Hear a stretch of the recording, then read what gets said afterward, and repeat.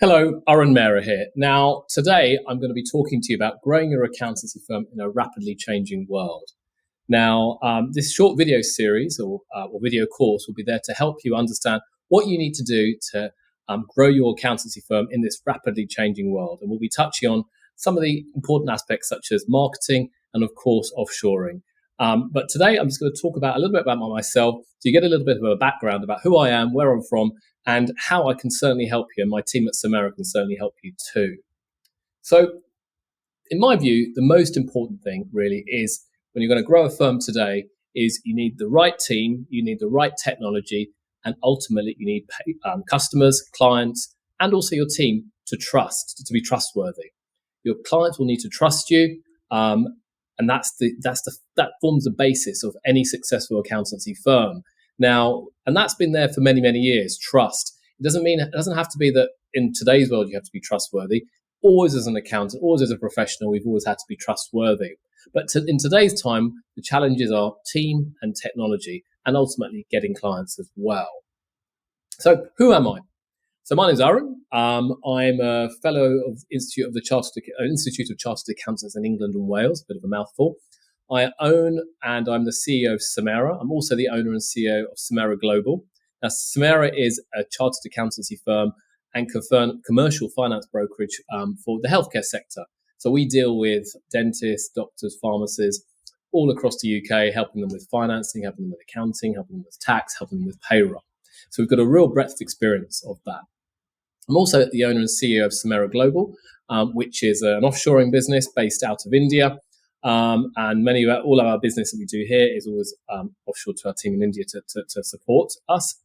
I also own the Neemtree Dental Group, a private dental group in London with my wife Samera.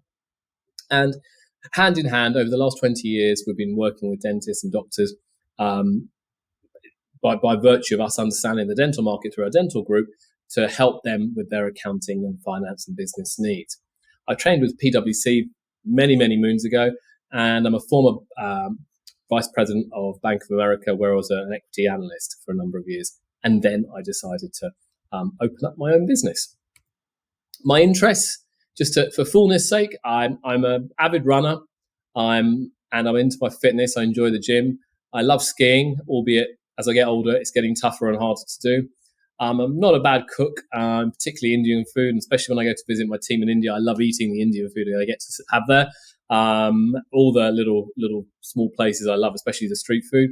I'm a big traveler, traveled many, many countries, because I think understanding people is at the heart of any successful business. And having had the fortune to travel across the world, I've been able to understand people, and that's helped me as I develop my business globally.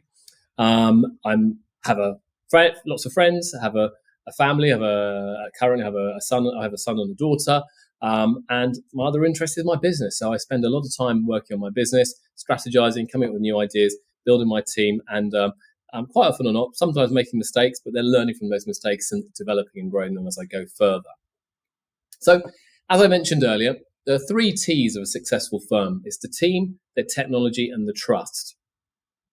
And the team are fundamental. You cannot do this on your own, but you are the leader and you have to build that team around you.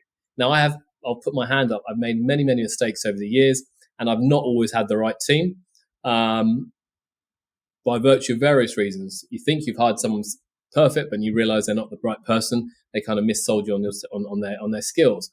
Or alternatively, I thought they'd be a good fit, and unfortunately, they weren't a good fit. So there's a whole range of issues, which I won't go into great depth today, but that's a really important aspect, having the right team. Similarly, technology. You need to focus on what technology you need. What platforms are there? There is an array of technology out there in the accounting world. You need things for bookkeeping, for payroll, for account production, for tax returns. You name it, it's all there. Plus all the other stuff you need for marketing, for websites, for everything out there. So you need to be very technically savvy. And ultimately, by having the team and the technology, you then hopefully can build trustworthy relationships with your team, but also with your clients, because trust is ultimately at the heart of any successful business, and particularly something like an accountancy firm. So what am I discussing today? Well, things I wish I knew before I started my accountancy back in 2002, things I've learnt, mistakes I've made, and really an honest account on what you should do in your firm to make it even more profitable going forward, and ultimately what to do in your practice to grow. So I'm only going to touch on these in a very basic form today, because this is just a welcome element to the course, lesson 1. But I'll move on to the other main bits in lesson 2 and lesson 3. So first point, though, I want to come across is buying or setting up an accountancy firm. Now, I started off my firm when I was working in investment banking. I was working for Bank of America at the time. I received my bonus into my bank account, and then I decided, you know what, I'm not enjoying what I'm doing. I'm going to hand in my notice. And I'd been thinking about it for a number of years, and I got the bonus in, and I walked them to my then boss's office to say, I'm handing in my notice, I'm going to quit. And he looked at me really strangely. He said, are you nuts? Why are you quitting? You're at the peak of your career at a young age. You're going to be earning zillions, okay, if you stay here. But I was very unhappy. I didn't enjoy what I was doing. I didn't enjoy the team. I didn't enjoy what was going on.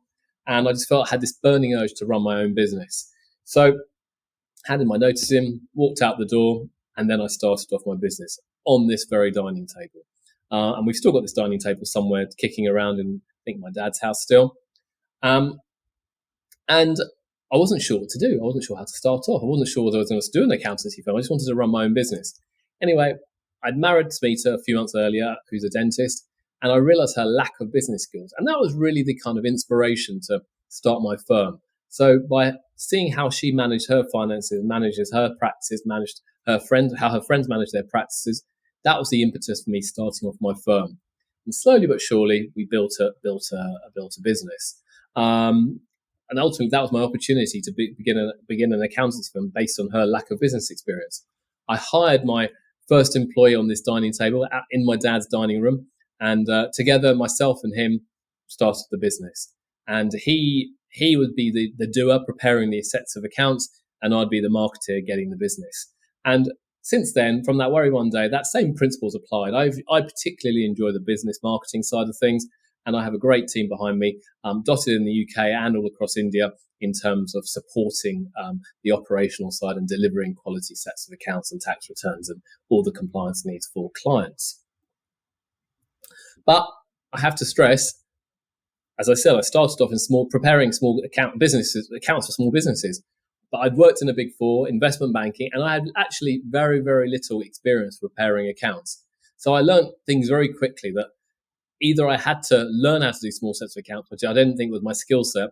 So I hired good people rapidly who could do what was needed. And hence, that was my first employee who joined the team. And he was a brilliant hire, and he stayed with us for, I think, about 10, 11 years until he moved on to somewhere else. He wanted to do something else. But that was a brilliant hire, and he helped me build the team as we went along. So key learning points from this whole exercise. Well, I started from scratch, and I didn't even consider a purchase. It wasn't even something I'd considered at that time, so I didn't even know you could buy accountancy firms. And I didn't really want to get a big loan when I thought I could learn and try to market to get clients. But getting clients took time and patience, but it was a great learning experience, which really stands me in good stead today. I've kind of have a pretty good angle of how to market professional services, how to market accountancy, and I really enjoy it. And I've made many mistakes, trust me, but I've also learned how to do it promptly, swiftly, and more importantly, cost effectively. And ultimately, it's possible either to start from scratch or to purchase a practice. But if you're going to start from scratch, you've got to have the skills of a marketer. You have to be able to do sales and marketing and be ready and willing to immerse yourself into that space, because that's a full-time job in itself. If you're looking to buying, I think the key is to find a suitable size of practice which has quality clients, and that has to be at the heart of it. That won't argue over fees and ultimately be difficult to get the money off for them to pay to you. So those are some of the key learning points at that point. In my mind, the firm of tomorrow really has to have these basic principles, and trust ultimately is at the heart of it. And that's always been at the heart of all firms. And if you've got the trust of the client, people will then keep coming back to you. But ultimately, how we manage our firms has changed drastically, fundamentally, since I started back in 2002, 2003. Underpinning all of this has to be quality people, not just quality team members, but quality clients as well. They go hand in hand together, because if you have quality team members, you have less headaches, and you have quality clients, they'll be appreciative of what you do, and they'll be willing to pay for your service. So I'm going to continue with this vein in lessons 2 and lessons 3 of how to ultimately attract quality clients and then ultimately build that quality team to build a successful firm of tomorrow. Hope you find that useful, and look forward to talking to you in the next lesson. Thank you.